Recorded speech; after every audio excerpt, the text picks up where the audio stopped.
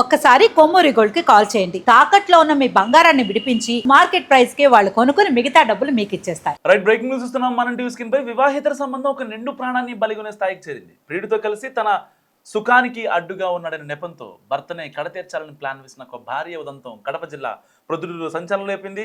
16 ఏళ్ల క్రితం పెళ్లై పిల్లలతో కలకలలాడాల్సిన ఆ కాపురం వివాహేతర సంబంధం వల్ల శ్మశాన వైరాగ్యానికి చేరింది.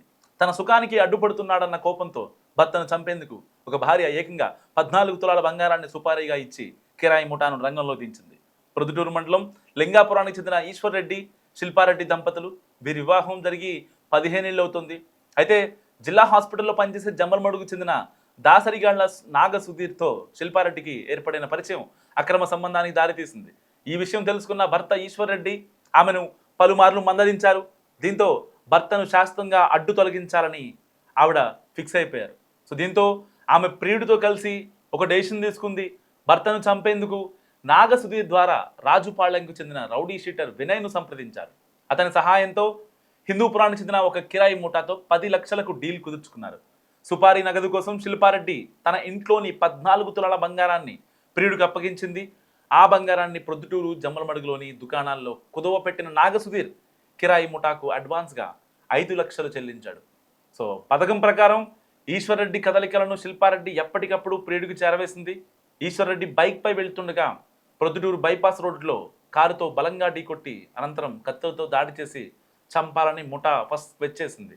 సో ఒకవేళ అక్కడ మిస్ అయితే పొలం వద్ద కత్తులతో నరికి చంపాలని రెండో ప్లాన్ కూడా సిద్ధం చేసుకున్నారు.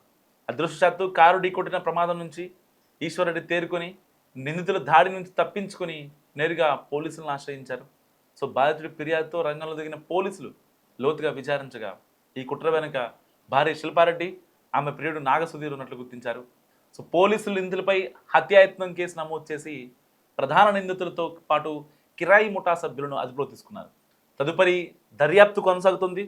కానీ వాస్తవానికి ఇక్కడ జరుగుతున్న సంఘటనలు వేరు, కానీ బయటకు వచ్చేవి వేరు. కేవలం పరిచయాలుగా మారినటువంటి అక్రమ సంబంధాల ముసుగులో ఎంతోమంది భర్తలు చనిపోతున్నారు. కానీ ఈ యొక్క కడప జిల్లా ప్రొద్దుటూరులో జరిగిన ఉదంతంలో మాత్రం ఈశ్వర్ రెడ్డి నిజంగా మృత్యుంజయుడని చెప్పుకోవాలి. భూమి మీద నోకులు ఉన్నాయి. అందుకే అతను తన భార్య వాళ్ళ ప్రియుడు వేసిన స్కెచ్ నుంచి బయటపడ్డాడు చాలా సేఫ్గా. అతడు సినిమాలో అయితే హీరో మహేష్ బాబుని చంపడం కోసం ఒక ప్లాన్ వేస్తారు. తనికెళ్ళ భరణి, అతని కొడుకు ఇద్దరు కలిసి. సో సూరమ్మ గట్టు దగ్గర, చెరువు గట్టు దగ్గర 5 సుమోలు ఉంటాయి. గట్టు దాటుతుండగా వేసేస్తాం. ఒకవేళ లక్కీగా దాటాడే అనుకో, తర్వాత మల్లమ్మ గట్టు దగ్గర 10 సుమోలు ఉంటాయి. ఒకవేళ దాటాడే అనుకో, నెక్స్ట్ ఏదైతే జాతర జరుగుతుంది కదా, అక్కడ మన వాళ్ళు రెడీగా ఉంటారు 10 మంది సుమోలతో. సో అక్కడ అయితే ఆ సీన్ ఉంటుందో కరెక్ట్గా ఈ యొక్క క్రైమ్ ఆఫ్ అఫెన్స్కి పర్ఫెక్ట్గా సింక్ అవుతుంది. సో 2 సార్లు ప్లాన్ చేశారు. ఒక చోట ఒకవేళ పొరపాటున దొరకకపోయినా ఈశ్వర్ రెడ్డి నెక్స్ట్ ప్లాన్లో వేసేయాలని వీళ్ళు చాలా బలంగా ఫిక్స్ అయ్యారు. కానీ భూమి మీద నోకులు ఉన్నాయి. వెంటనే ఈశ్వర్ రెడ్డి వాళ్ళ యొక్క దాడిని తప్పించుకొని కారు బలంగా ఢీకొట్టిన బ్రతికి బట్టగట్టాడు ఈశ్వర్ రెడ్డి. సో ఇలాంటి మహిళల్ని ఏం చేయాలి? మస్తుగా కామెంట్ చేసే ప్రయత్నించండి. ఎందుకంటే ఇలాంటి వాళ్ళ వల్ల సమాజం ఎటుపోతుందో అర్థం కానటువంటి సిచ్యువేషన్. సో ఇలాంటి మహిళల్ని ఏం చేయాలో మీరు అనుకుంటున్నారు? మస్తుగా కామెంట్ చేసే ప్రయత్నించండి.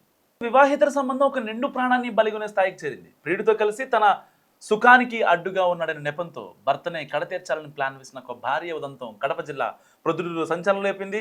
16 ఏళ్ల క్రితం పెళ్లై పిల్లలతో కలకలలాడాల్సిన ఆ కాపురం వివాహేతర సంబంధం వల్ల శ్మశాన వైరాగ్యానికి చేరింది.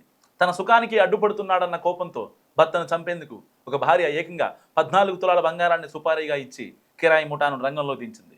ప్రొద్దుటూరు మండలం లింగాపురానికి చెందిన ఈశ్వర్ రెడ్డి, శిల్పారెడ్డి దంపతులు. వీరి వివాహం జరిగి 15 ఏళ్ళు అవుతుంది.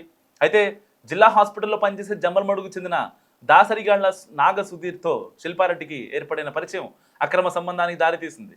ఈ విషయం తెలుసుకున్న భర్త ఈశ్వర్ రెడ్డి ఆమెను పలుమార్లు మందలించారు. దీంతో భర్తను శాశ్వతంగా అడ్డు తొలగించాలని ఆవిడ ఫిక్స్ అయిపోయారు. సో దీంతో ఆమె ప్రియుడితో కలిసి ఒక డెసిషన్ తీసుకుంది. భర్తను చంపేందుకు నాగ సుధీర్ ద్వారా రాజుపాళ్యంకు చెందిన రౌడీ షీటర్ వినయ్ను సంప్రదించారు. అతని సహాయంతో హిందూపురానికి చెందిన ఒక కిరాయి ముఠాతో 10 లక్షలకు డీల్ కుదుర్చుకున్నారు. సుపారీ నగదు కోసం శిల్పారెడ్డి తన ఇంట్లోని 14 తులాల బంగారాన్ని ప్రియుడికి అప్పగించింది. ఆ బంగారాన్ని ప్రొద్దుటూరు జమ్మలమడుగులోని దుకాణాల్లో కుదవ పెట్టిన నాగసుధీర్ కిరాయి ముఠాకు అడ్వాన్స్గా 5 లక్షలు చెల్లించాడు. సో పథకం ప్రకారం ఈశ్వర్రెడ్డి కదలికలను శిల్పారెడ్డి ఎప్పటికప్పుడు ప్రియుడికి చేరవేసింది. ఈశ్వర్రెడ్డి బైక్పై వెళ్తుండగా ప్రొద్దుటూరు బైపాస్ రోడ్లో కారుతో బలంగా ఢీకొట్టి అనంతరం కత్తులతో దాడి చేసి చంపాలని ముఠా ఫస్ట్ వచ్చేసింది. సో ఒకవేళ అక్కడ మిస్ అయితే పొలం వద్ద కత్తులతో నరికి చంపాలని రెండో ప్లాన్ కూడా సిద్ధం చేసుకున్నారు. అదృష్టవశాత్తు కారు ఢీకొట్టిన ప్రమాదం నుంచి ఈశ్వర్రెడ్డి తేరుకొని నిందితుల దాడి నుంచి తప్పించుకొని నేరుగా పోలీసులను ఆశ్రయించారు. సో బాధితుడి ఫిర్యాదుతో రంగంలో దిగిన పోలీసులు లోతుగా విచారించగా ఈ కుట్ర వెనుక భార్య శిల్పారెడ్డి, ఆమె ప్రియుడు నాగసుధీర్ ఉన్నట్లు గుర్తించారు. సో పోలీసులు నిందితులపై హత్యాయత్నం కేసు నమోదు చేసి ప్రధాన నిందితులతో పాటు కిరాయి ముఠా సభ్యులను అదుపులో తీసుకున్నారు. తదుపరి దర్యాప్తు కొనసాగుతుంది. కానీ వాస్తవానికి ఇక్కడ జరుగుతున్న సంఘటనలు వేరు, కానీ బయటకు వచ్చేవి వేరు. కేవలం పరిచయాలుగా మారినటువంటి అక్రమ సంబంధాల ముసుగులో ఎంతోమంది భర్తలు చనిపోతున్నారు. కానీ ఈ యొక్క కడప జిల్లా ప్రొద్దుటూరులో జరిగిన ఉదంతంలో మాత్రం ఈశ్వర్ రెడ్డి నిజంగా మృత్యుంజయుడని చెప్పుకోవాలి. భూమి మీద నోకులు ఉన్నాయి. అందుకే అతను తన భార్య వాళ్ళ ప్రియుడు వేసిన స్కెచ్ నుంచి బయటపడ్డాడు చాలా సేఫ్గా. అతడు సినిమాలో అయితే హీరో మహేష్ బాబుని చంపడం కోసం ఒక ప్లాన్ వేస్తారు. తనికెళ్ళ భరణి అతని కొడుకు ఇద్దరు కలిసి.